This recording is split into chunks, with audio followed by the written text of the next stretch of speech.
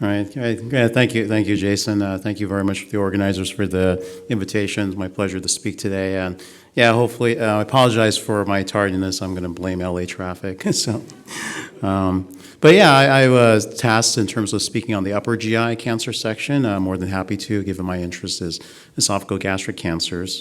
So I think to start us off in terms of abstracts, these are my disclosures.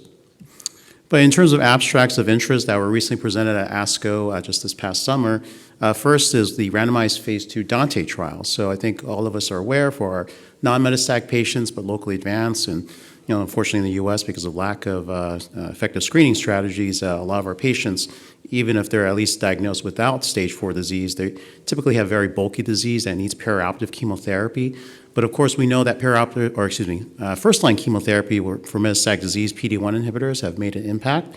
So how can this impact our paradigm in the perioperative setting? So the Germans actually first are giving us some data here. This is the Dante study in which patients are simply randomized in a one-to-one fashion to either perioperative FLOT chemotherapy. Of course, they pretty much pioneered the use of FLOT, now being globally used, or the same perioperative chemotherapy with the addition of the PD-L1 inhibitor, atezolizumab.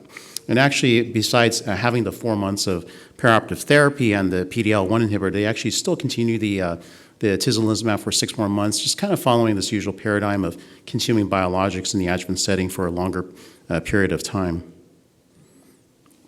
So in terms of this first interim analysis, the primary endpoint of this randomized phase 2 was progression-free or disease-free survival, but they did have a built-in first interim analysis to look at pathologic complete response rates. And, those of you who remember the initial phase 2 data for FLOT, it was very promising the fact that FLOT did have higher pathologic complete response rates compared to the older triplet regimen of ECF chemotherapy. So here, at least in terms of the initial data readout for these 300 patients, actually fairly large for a randomized phase 2, is that you do see more downstaging, so definitely a lot more pathologic T0 disease, so this is very promising. You see more sterilization of lymph nodes, so 69 versus 54%, with having the PD-L1 inhibitor being added to your perioperative chemotherapy. And then conversely, you have a lot more patients who are just getting perioperative chemotherapy alone without the PD-L1 inhibitor, typically having more still persistent locally advanced disease, YPT3 to T4. But in terms of other more formalizing, there we go. Grading in terms of pathologic regression, tumor grading. There are actually several different criteria for tumor regression grading, but I think most of us who are treating these patients are familiar, at least the pathologist telling us there's just nothing but dead tumor cells, it's a pathologic complete response. So at least in terms of this Mandard or Becker criteria, those are two major criteria that are out there. Usually TRG1A, the lower the score is equivalent to a pathologic complete response. They actually had both local assessment and blinded independent central review assessment to really be more objective in terms of the pathologic grading, given this was an unblinded study. But at least when you focus on the right side of the table, looking at the central assessment, you do see that actually PD-L1 may matter here in terms of these pathologic complete response rates. Looking at all patients, the pathologic complete response rates in the central assessment doesn't seem to be that much different versus conversely the local assessment. There does seem to be more favoring of adding atezolizumab in terms of pathologic complete response rates. But then as you move down in terms of increasing the PD-L1 tumor expression level, the immune checkpoint, of course, that atezolizumab is targeting, you do see that then there is more of a shift in terms of pathologic complete responses when you have higher PD-L1 strata, getting up to CPS of 5, combined positive scoring of 5, or CPS 10 or higher. And actually here they also, had a very small proportion of patients. This is typical, but a very important molecular subgroup, those with MSI high disease, deficient mismatch repair, a lot of frame shift mutations, a lot of tumor neoantigens. We do definitely see here very high pathologic complete response rates with adding a PD-L1 inhibitor to perioperative chemotherapy up to 63%, but these are very small numbers. But I think the other interesting aspect of this data set is that you do also see pathologic complete response rates even with just perioperative chemotherapy alone. This is definitely something of I think a major debate right now in the gastroesophageal arena, given we actually have earlier data sets in terms of looking at older perioperative studies. So this one publication now about 3 years old now in the JCO, this was actually individual patient data meta-analysis of major perioperative and adjuvant studies, both in Europe and in Asia, in which on the left panel here, you see those patients with MSI-high disease, again, a very small percentage, 121 MSI-high patients versus 1,400 microsatellite stable patients. Again, this is consistent with my practice and I think what many are observing. But these MSI-high patients have actually better prognosis compared to microsatellite stable disease.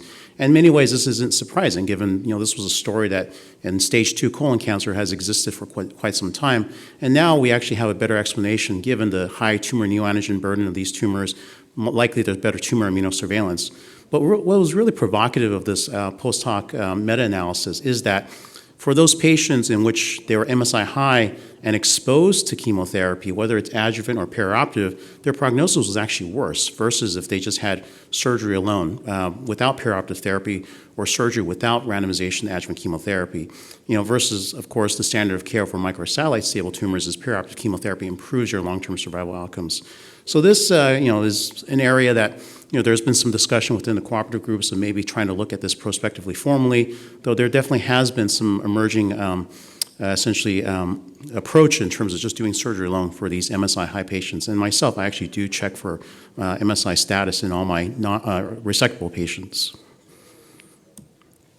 But in terms of how else can we approach these MSI high patients, given we know they're in the metastatic setting, very responsive to immune checkpoint inhibitors.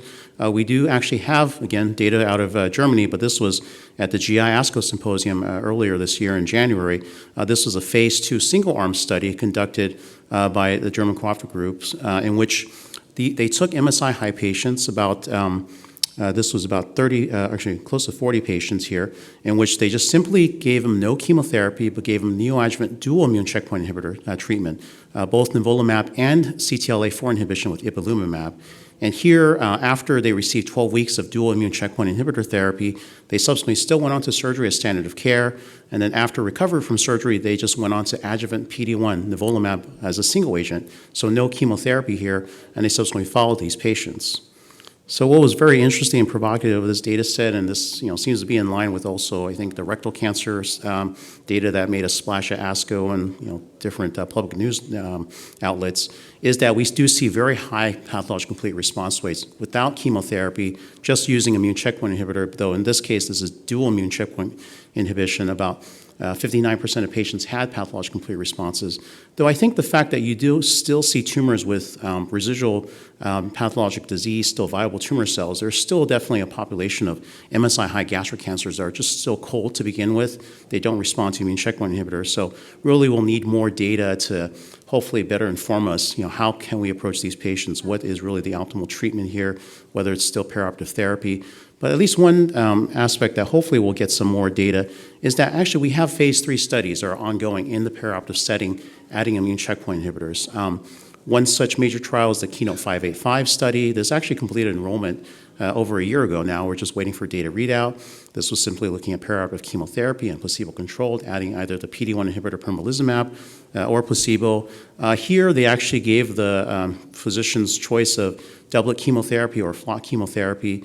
But then we also have another similar phase 3 study, the Matterhorn trial. This actually is nearly completed to accrual, if not completed accrual as of now.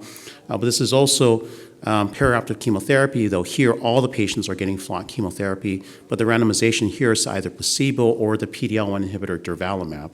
So hopefully we'll see with these data sets, and hopefully they'll pull out the MSI-high patients to see if we can still utilize chemotherapy plus immune checkpoint inhibition. At least my bias is that, at least in the metastatic setting, we don't necessarily have to move away from chemotherapy completely for our MSI-high molecular subgroups. And then here I just wanted to take a moment, it was really good for the trainees, to just look at the different PD-L1 scoring methodologies, given I think these days there may even still be some confusion looking at the different enumeration methods for looking at PD-L1 expression.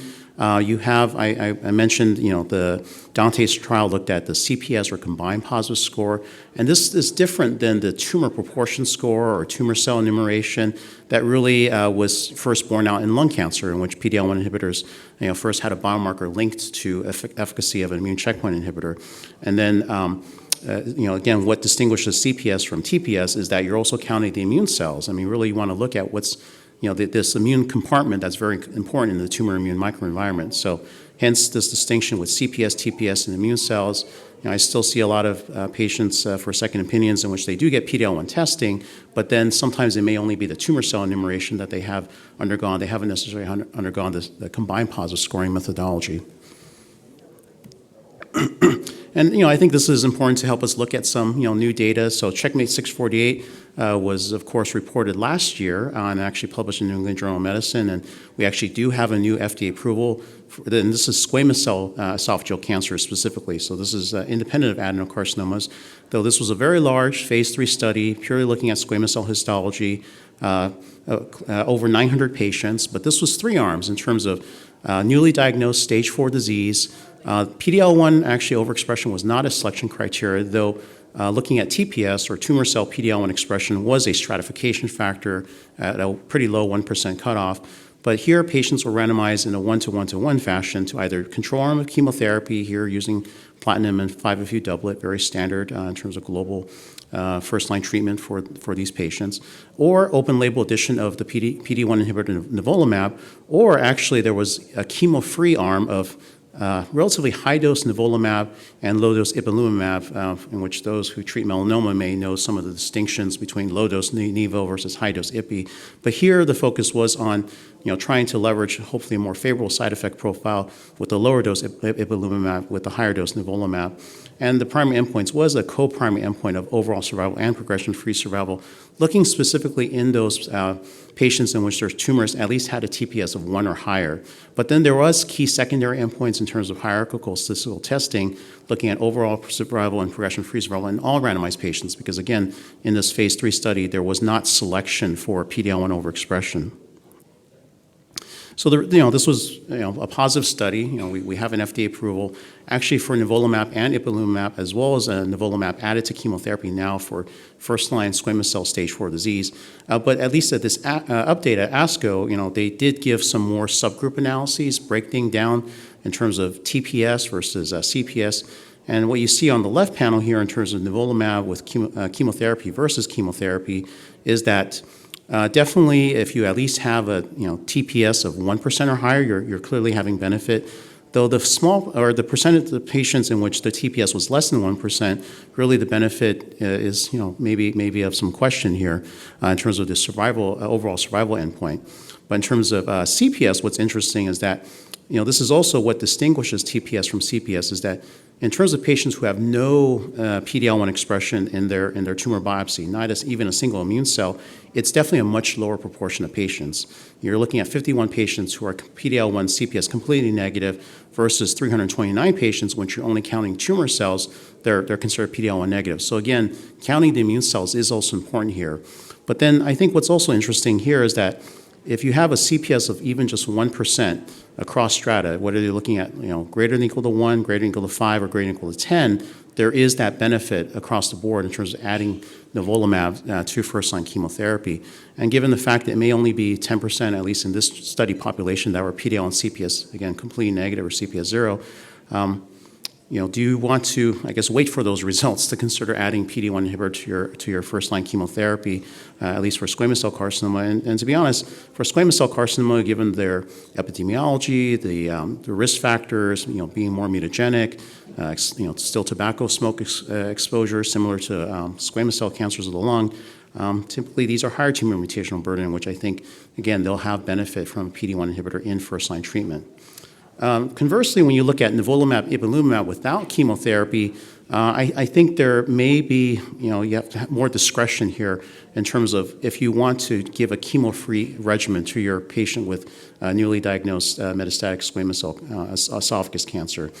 Here, you do see PD-L1 CPS maybe, being more favorable at higher cutoffs, though then if they're less than 5, between 0 and 4, there may be some more debate about the degree of the magnitude of overall survival benefit, though the caution is these are exploratory post-hoc analyses. But I think the other thing for me in terms of trying to decipher that patient with squamous cell cancer of the esophagus, whether to give chemotherapy plus nivolumab or doublet dual immune checkpoint inhibition without any chemotherapy, is the progression-free survival data here. So this, again, was originally presented last year. When you look at least those patients in which the tumor cell PD-L1 is 1% or higher, at least, well, unfortunately, the progression-free survival was equivalent with both arms, chemotherapy versus nivolumab plus ipilimumab. But then when you add in all randomized patients, you're also adding in those with PD-L1 CPS of 0, you really do see the progression-free survival maybe being less favorable, median of 2.9 months versus 5.6 months with chemotherapy. So I think if you have that newly diagnosed patient, very symptomatic, high disease burden, if there's no major contraindications to chemotherapy, I mean, if a patient has indications to any therapy, maybe best supportive care needs to be considered. But I think chemotherapy plus PD-1 is usually what I would reach for my newly diagnosed patient. And then one other abstract kind of looking at the immuno-oncology data sets here. This was just a poster presentation at ASCO recently, but it did generate some press coverage, is the fact of, can we interchange our different PD-L1 assays? So we have 22C3, which is the staining antibody for PD-L1 in many of the pembrolizumab studies, but then you also have 28-8, which is the antibody for nivolumab across all their phase 3 studies. And what this single center out of Singapore, this group led by Raghav Sandar and colleagues, they took 344 gastric adenocarcinoma patients, and what they interestingly found, which generated some discussion, is that it does appear that depending on the choice of assay that you pick, if you use 22C3, you're probably going to more likely find patients to be PD-L1 negative. You're looking at that CPS1 cutoff versus 28-8, typically finding a higher proportion of patients, up to 70% of patients at least being PD-L1 CPS1 or higher.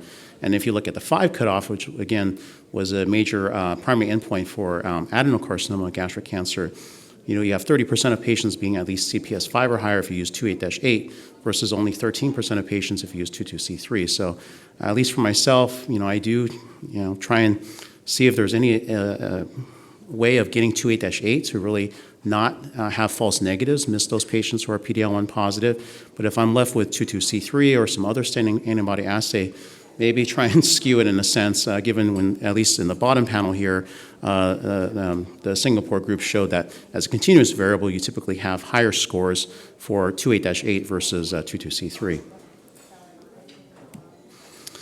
So then switching gears more to new molecular targets that I would say are emerging and of promise in gastroesophageal adenocarcinomas.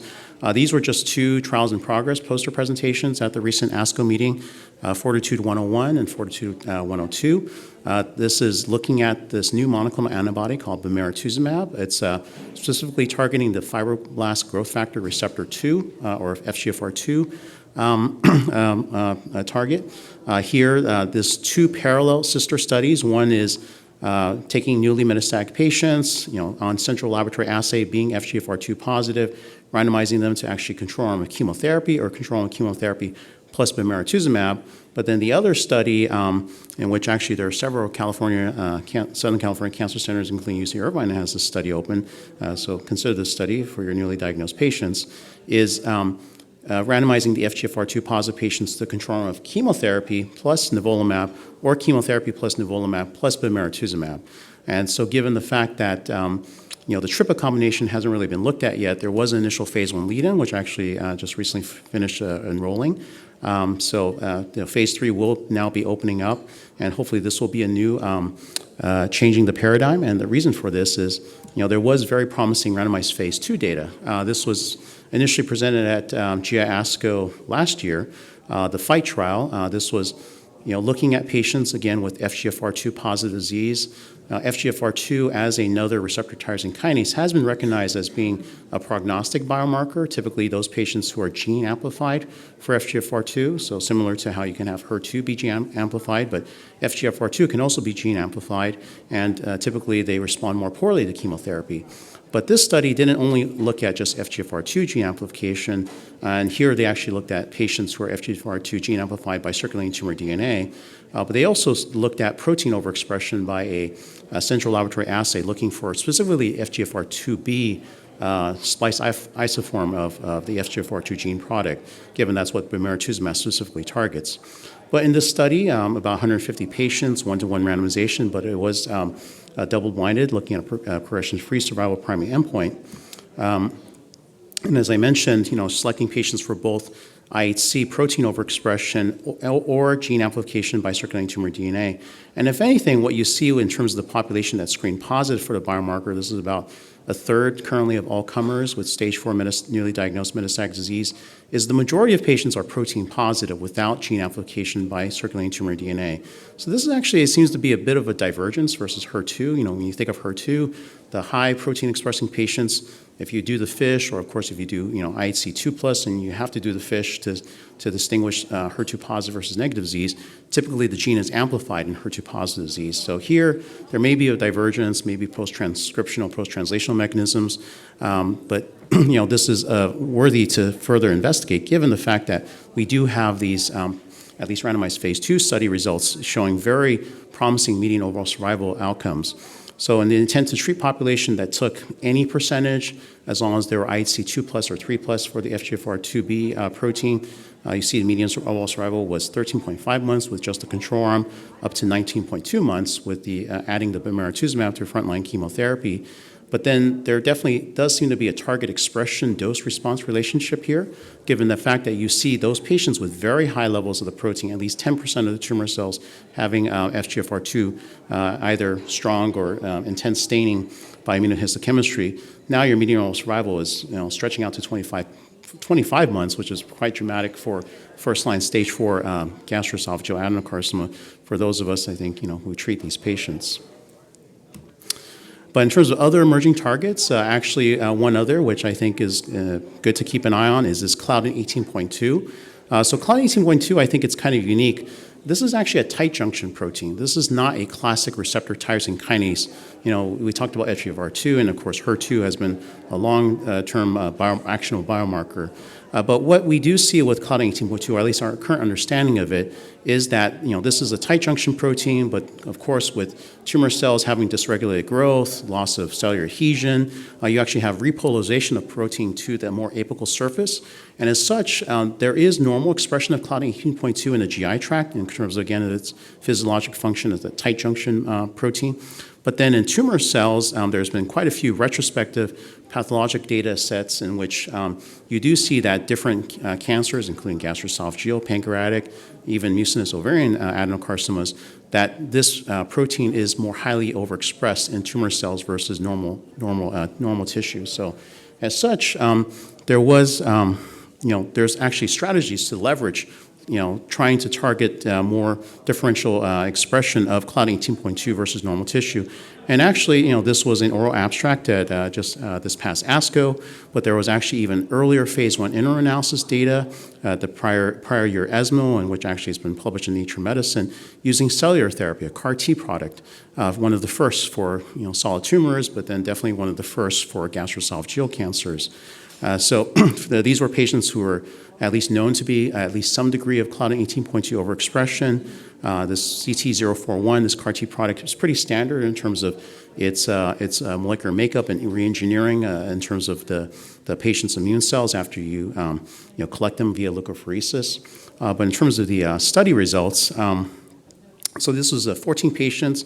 Specifically, these are patients, typically very poor prognosis, refractory to at least 2 or more lines of therapy. But this initial phase 1b result was all from Chinese centers. But patients received anywhere from 250 million up to 375 million cells in terms of this initial data set. And actually, if they had stable disease and still good tolerance to therapy, they actually could have more than 1 infusion. So there are even some patients who received 2 of the repeated infusions of the CAR T product. But in terms of toxicities, I think this is pretty standard for cellular therapy products. There's definitely, in terms of a lot of logistics, in terms of, again, leukapheresis and re-engineering the product, waiting for the product to be ready. You have to bridge the patients with chemotherapy, and hopefully they have some disease stability in order to get the product when it's ready. But at least what was interesting to see in terms of this dosing of 250 million to 375 million CAR T cells is that cytokine release syndrome was actually fairly modest, versus what we may sometimes see with current FDA-approved CAR Ts for hematologic malignancies. So most CRS was grade 1 to 2. There was only one patient that had grade 3 CRS requiring tocilizumab. So if anything, the ongoing phase 1 study is continuing to escalate the dose. Now they're looking at even 600 million cells. And part of that is, in the Nature Medicine publication, there was possibly cellular dose to persistence of the CAR T data, and this certainly needs to be explored further. But in terms of other toxicities, very common in terms of hematologic from the lymphodepleting chemotherapy, again, for the patients to be able to receive the CAR T product, have their bone marrow be receptive of these re-engineered cells, even though it's an autologous product. But really what's of interest in the gastroesophageal community is the efficacy for this very poor prognosis population. So at least in terms of data cutoff of December of last year, you do see the response rate here is 57%, again, quite dramatic. When you think of what's FDA approved in third-line treatment, there's TAS-102, which is only a 4% response rate in third-line treatment, though we do have FDA approval because it's still better than placebo. But this is really an unmet need, so this is very promising data, even though small number of patients, but this study is continuing to expand. Disease control rate was close to 80%. Progression-free survival was still fairly modest, though. Median progression-free survival of 5.6 months. Median overall survival is 10.8 months. But again, you think of what's the median overall survival with TAS-102, it's maybe 6 months. So in terms of continuing to escalate the CAR T amount of cells being given, hopefully we'll see more persistence of the CAR T cells really stretch out the durability of responses among with high response rates initially. But in terms of targeting Claudin 18.2, we're not just relying on CAR T therapy. If anything, we do have a monoclonal antibody that's of promise being looked at. This is zolbetuximab, formerly known as IMAP362. This is an IgG1 specific antibody because, again, different than bemarituzumab, different than trastuzumab, you're not inhibiting any downstream signaling. I mean, if anything, you're relying on recruitment of the immune response, antibody-dependent cellular cytotoxicity, complement-dependent cytotoxicity. But here we actually have data with combination of chemotherapy in the first-line setting. This was actually presented at ASCO close to 5 years ago now, but subsequently has been published in Annals of Oncology, in which this randomized phase 3 study, all German centers, but newly diagnosed patients, using an older chemotherapy triplet of epirubicin, oxaliplatin, capecitabine, but still very much the standard of care in terms of platinum, fluoropyrimidine, at least doublet. But these are patients who at least had 40% of their tumor cells having this Claudin 18.2 biomarker, central lab immunohistochemistry. And patients there actually was looking at a higher dose, but the higher dose actually didn't really seem to show much efficacy, but had more toxicity. But at least with the standard dosing, there was very compelling randomized phase 2 results for both progression-free and overall survival, at least focusing on those patients, not just using a 40% cutoff, but at least 70% of the tumor cells having either moderate or strong staining for Claudin 18.2. So here, very compelling median progression-free survival, 5.6 up to 7.2 months, median overall survival from 9 months up to 16.7 months, and if anything, the 9 months maybe points to even Claudin 18.2 overexpression being a poor prognostic marker. But I think the other, at least, aspect to me that's intriguing about this biomarker is that it's typically more found in lower and diffuse subtype gastroesophageal adenocarcinomas. This is a flip of, typically HER2, you think of intestinal subtype. And then when we look at, the large sequencing databases that are out there, like the Cancer Genome Atlas, the TCGA, typically lower and diffuse subtype tumors at the DNA sequencing level are very silent in terms of mutations, very low tumor mutational burden, not a lot of actionable biomarkers. So the fact that we have this protein biomarker that may be actionable, hopefully this can change the prognosis for, typically when we think of, again, signet ring cell, poor prognosis, we can make an impact for our patients. So if anything, we will hopefully have more data coming out soon. This was a randomized phase 3 first-line study of adding zolbetuximab or placebo control to frontline FOLFOX chemotherapy. These were patients that were highly overexpressed for Claudin 18.2, at least 75% of the tumor cells. Enrollment actually completed almost 2 years ago now, and now we're just waiting for further follow-up to hopefully have a data readout. And so if this is a positive study, I think Claudin 18.2 should be an actionable biomarker that we should start testing our patients. And then with that, appreciate your attention. Happy to address any questions.